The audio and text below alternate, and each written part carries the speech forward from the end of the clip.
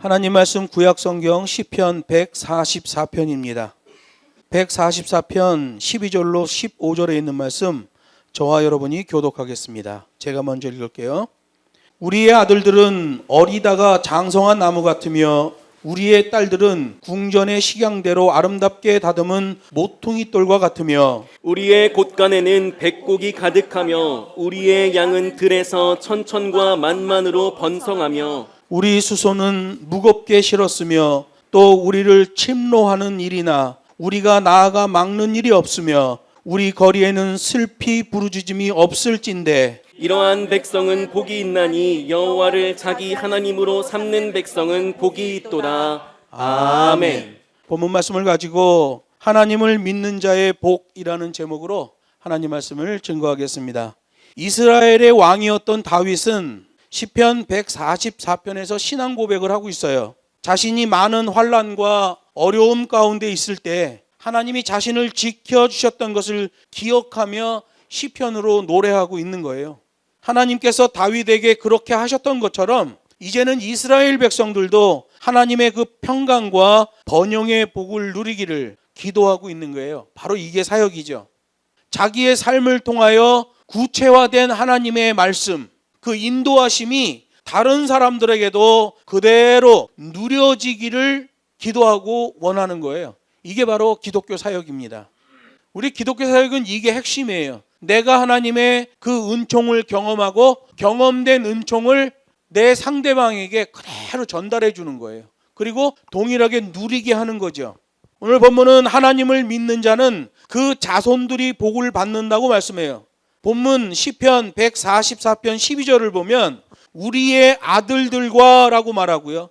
우리의 딸들은 이라고 말해요. 이 말씀은 하나님을 잘 섬기는 가정의 후손들이 받을 복에 대한 말씀이에요.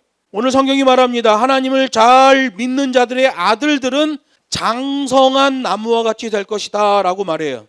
킨티힘이라고 그러는데 장성하다 할 때 킨티힘이라고 하면 우리말로는 정확하게 하면 활력이 넘치는 이에요. 컸다 이런 의미가 아니라 활력이 넘치고 있다. 활력이 넘치는 아들이 됐다는 거죠.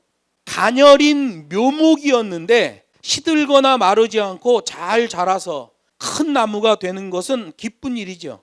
나무가 잘 자라면 잎사귀에서 벌써 증거가 나오기 시작해요. 푸른 잎사귀가 잘 나오죠. 그 푸른 잎사귀가 나온 다음에 좋은 과실을 맺게 되는 거예요. 성경은 시냇가에 심긴 나무의 복을 말하잖아요. 에스겔 47장에 보면 그런 말씀이 있어요. 성전으로부터 물이 흐르는데 그 물이 가득 차게 흐르고 그 강가의 옆에 보니 나무가 심이 많았다 그래요. 이 물이 동방으로 향하며 아라바로 내려가서 바다에 이르게 되는데 이 강이 지나가는 이 생명의 물이 지나가는 곳마다 다 소성함을 입는다 그래요. 소성함이 뭐예요? 망가졌던 비틀어지고 찌들렸던 곳에서 완전히 회복된다는 말이에요.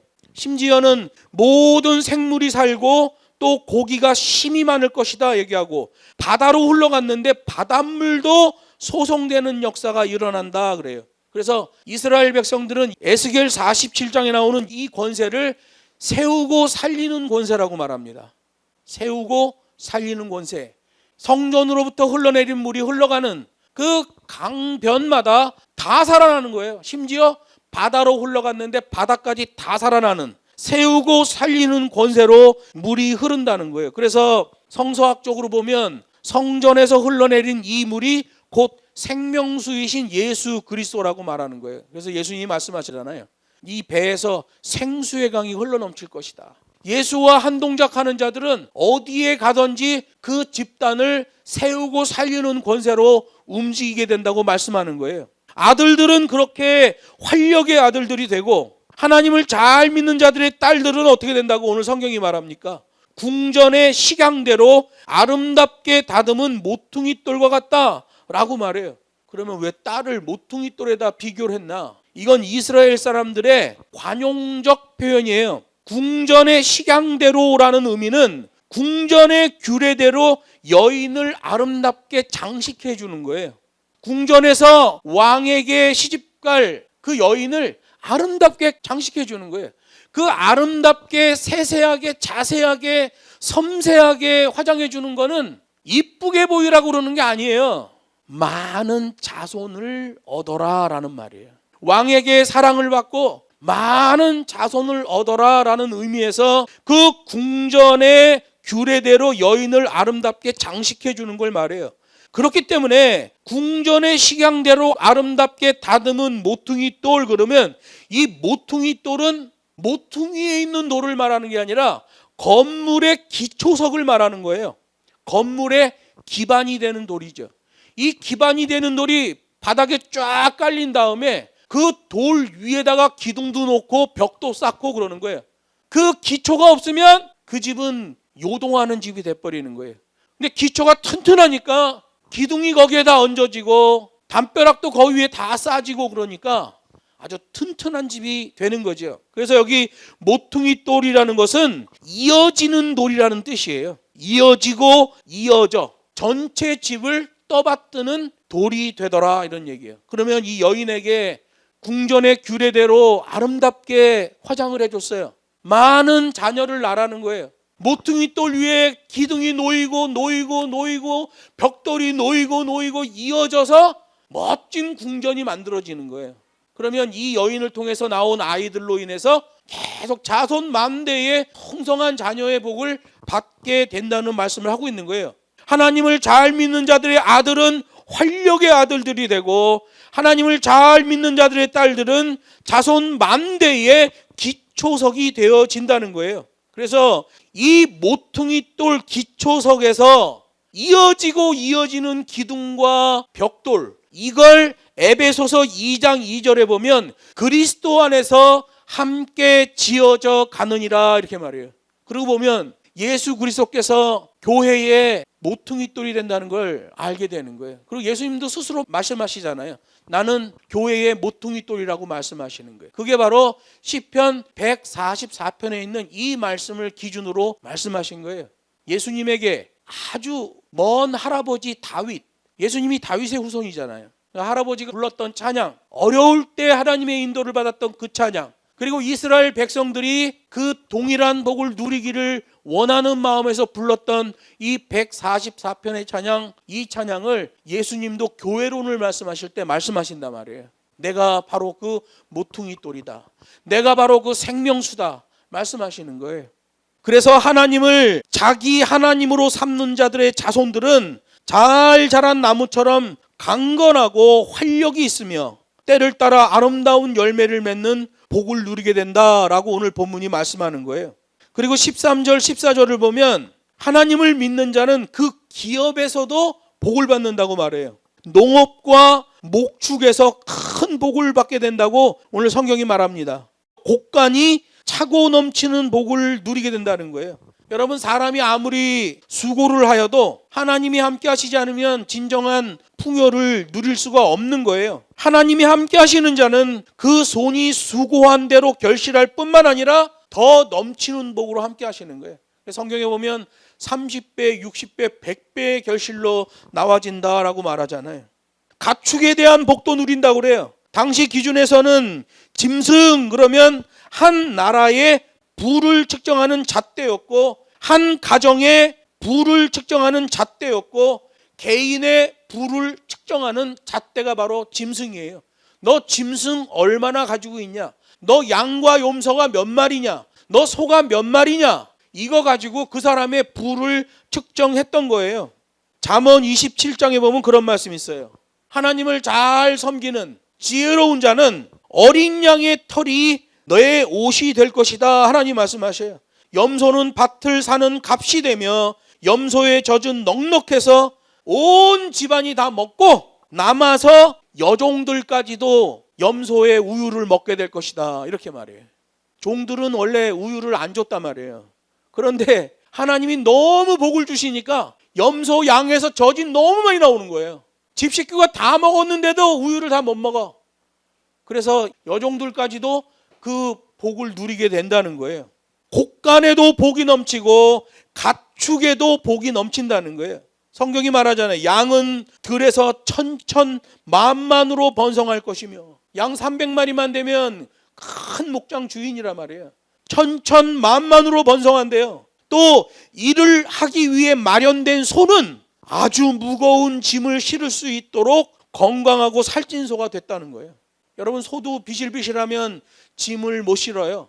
그런데 이 소는 아주 살찌고 건강한 소가 된다는 거예요. 곡간이 넘치는 복은 외적인 복이죠.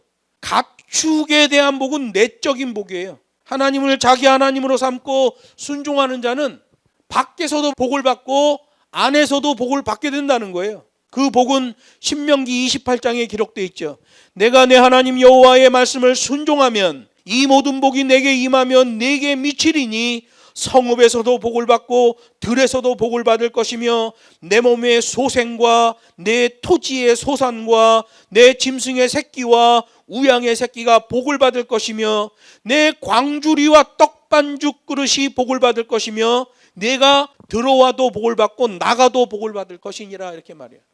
지금 다윗은 어려움과 고통 가운데서 하나님의 인도를 받았던 그 과거를 기억하며 바로 신명기 28장에서 말씀하신 이 복에 대해서 말하는 거예요.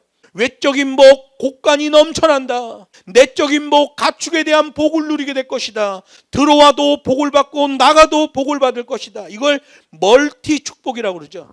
여러분, 하나님을 자기 하나님으로 삼고 순종하는 자는 그 사는 성읍과 들과 모든 소유와 가정과 자녀에 이르기까지 하나님이 주시는 멀티 축복을 받는다는 거예요. 들어가나 나가나 올라가나 내려가나 항상 기쁜 거예요. 하나님을 믿는 자는 평안의 복도 임한다고 말해요. 14절 보면 침노하는 일도 없고 침략을 당하는 일도 없는 평안의 복을 누리게 될 것이라고 말씀하셔요. 여러분, 우리가 세상에서 받을 수 있는 가장 큰 복은 평안의 복이에요. 우리 교회가 푸른숲 평안교회잖아요. 이 평안의 복이에요. 세상이 주는 평안은 극히 일시적이고 제한적이지만 하나님께서 주시는 평안은 그 어떠한 상황과 환경에 의해 좌지우지되지 않습니다. 하나님의 평안을 입으면 완전히 달라지는 거예요. 여러분, 사도 바울 보세요. 빌립보 4장에 보면 감옥 안에서도 기뻐하며 찬양하잖아요. 다니엘 보세요. 다니엘 6장에 보면 사자굴 안에서도 담대합니다. 이 제정신이 아니죠. 예수님의 제자들 보세요. 수많은 고난과 죽임을 당하면서도 기뻐해요. 이와 같이 하나님을 자기 하나님으로 섬기는 자는 하나님과 동행하며 백전불굴의 온전한 평안을 누리게 되는 거예요. 환경이 그를 침노하지 못해요. 상황이 그를 좌절시키지 못해요. 꿋꿋이 버텨내는 거죠. 말씀을 했습니다. 예수님은 평강의 왕으로 이 땅에 오셨어요. 백전불굴의 온전한 평안을 직접 구체적으로 테스트해 주시고 시청각 교육으로 우리에게 보여주셨어요. 죄로 인해 두려워 떠는 인생들에게 담대하라, 내가 세상을 이기었노라 말씀하시고 죄로 인해서 하나님과 우리 사이에 무너졌던 모든 것을 회복시켜 주셨던 거예요. 하나님의 복을 받는 자는 자손이 장성한 나무처럼 활력 있는 복을 받고 그 기업과 소출에서 풍성하게 차고 넘치는 복을 받게 되는 거예요. 세상이 줄 수 없는 그 평안도 누리게 되는 거예요. 여러분, 국경사역이 얼마나, 중국에서 사역하는 게 얼마나 고통스러워요. 그런데 세상이 줄 수 없는 평안이 그곳에 깃드는 거예요. 이 세상을 살아가며 그러한 복을 충만히 받아 누리는 저와 여러분 되기를 주 예수의 이름으로 축복합니다.